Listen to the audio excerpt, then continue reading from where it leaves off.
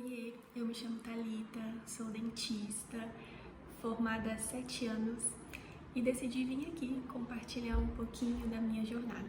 E hoje eu vou te dar 10 dicas para você que é recém-formado em odontologia.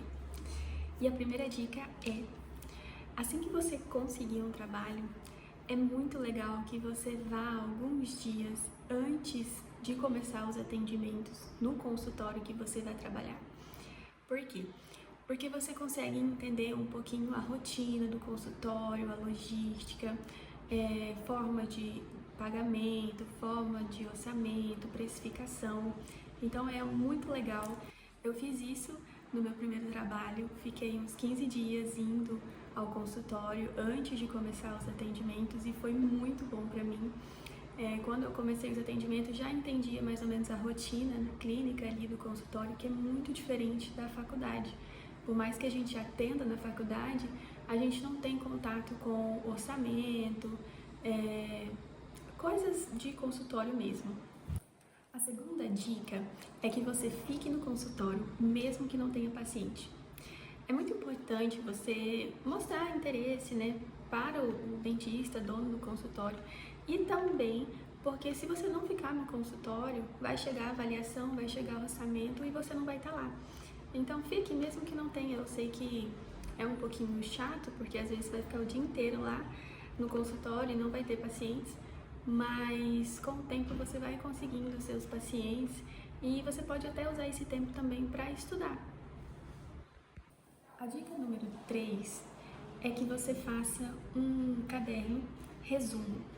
Você pega as coisas mais importantes do seu caderno da faculdade e coloca nesse caderninho e deixa no consultório. Porque quando chegar alguma coisa que você não vai lembrar de cabeça, você tem ali no caderno já tudo especificado, tudo certinho. Porque se você for pegar seus materiais da faculdade, até você procurar aquilo que você precisa, vai demorar, vai gastar tempo. Então, quando você já tem o caderno ali, tudo montadinho, tudo escrito, separado, prescrição de odontopediatria, prescrição para diabético, hipertenso, gestante, lactante, fica muito mais fácil. Por falar nisso, quando eu me formei e eu tinha que fazer cálculos de pediatria, toda hora que eu fosse atender uma criança, eu decidi fazer todos os cálculos de uma vez só, de 10 a 40 quilos, porque daí, quando o paciente chegava no consultório, eu só perguntava o peso ou pesava a criança e já ia lá no caderno e já tinha a prescrição para cada tipo de peso, para cada criança. E aí eu decidi montar um e-book com essas prescrições e vou deixar o link aqui na descrição. E se for do seu interesse, eu acredito que vai agregar muito no seu trabalho e na sua rotina. A dica número 4 é o seguinte: se você não tem secretária, antes de começar qualquer tipo de procedimento, seja restauração, extração, endo, pegue todos os materiais que você vai utilizar e já deixa no consultório, já deixa arrumadinho na sua bancada. Porque você não vai precisar ficar saindo o tempo todo quando faltar um material e deixar o paciente sozinho na sala. Dica número 5. Use o afastador labial. Eu sei que parece uma dica simples, mas por muito tempo eu tinha muita dificuldade para fazer restaurações na arcada inferior. Em alguns consultórios que eu trabalhei, não disponibilizava de lençol de borracha e não tinha como eu fazer o isolamento absoluto.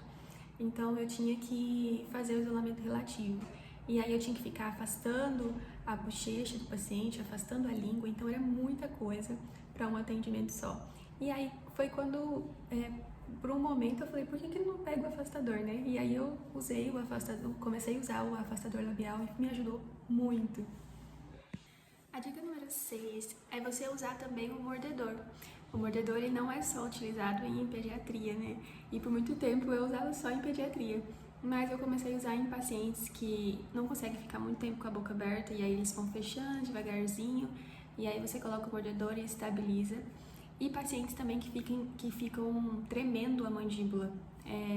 A maioria desses pacientes são pessoas mais de idade, que eles tremem bastante a mandíbula.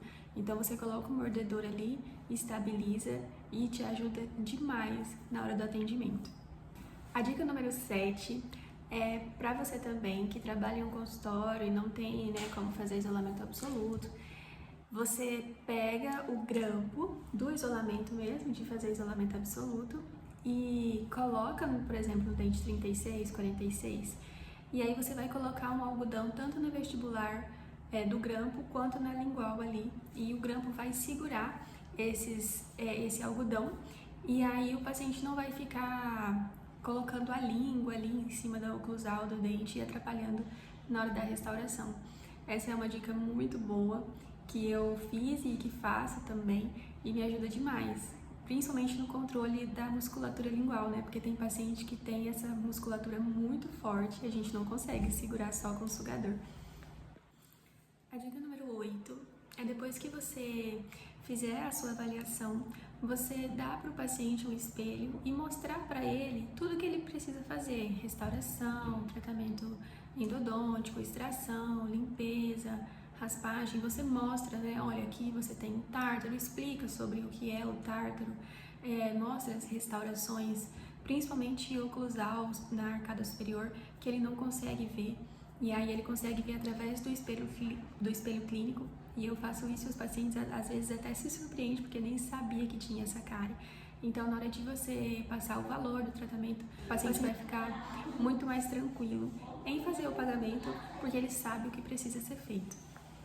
E dentro dessa mesma dica, estude perguntas que os pacientes podem fazer na hora da avaliação, porque a hora da avaliação é o que manda, né? O carro-chefe. Então, estude todas as dúvidas para você não titubear, para você não ficar meio balançado, com um pouco de dúvida no que falar, né? Por mais que a gente sabe, a gente estudou, mas às vezes na hora que o paciente pergunta a gente dá uma travada. Então, estude todas as perguntas. A dica número 9 é você tomar cuidado com a mosca na sopa, que nada mais é que entre um paciente e o outro, principalmente se você não tem auxiliar e você tem que fazer a limpeza e a higienização da sala, você tomar cuidado com pequenos detalhes, como por exemplo, um pingo de sangue em algum lugar, sabe? Limpar tudo muito limpadinho, tudo certo, limpar tudo muito bem, para não ter, né, esses constrangimentos. E aí o paciente vai ficar com o pé atrás, e com razão, né? Porque a sala não está corretamente higienizada. E a dica número 10 é a dica mais importante, que é não desista. O começo é muito difícil, o primeiro ano é muito desafiador, a gente pensa em desistir todos os dias, a gente se questiona se foi uma escolha certa, sabe, de ter feito odontologia.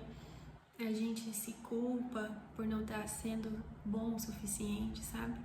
Mas acredite que vai melhorar.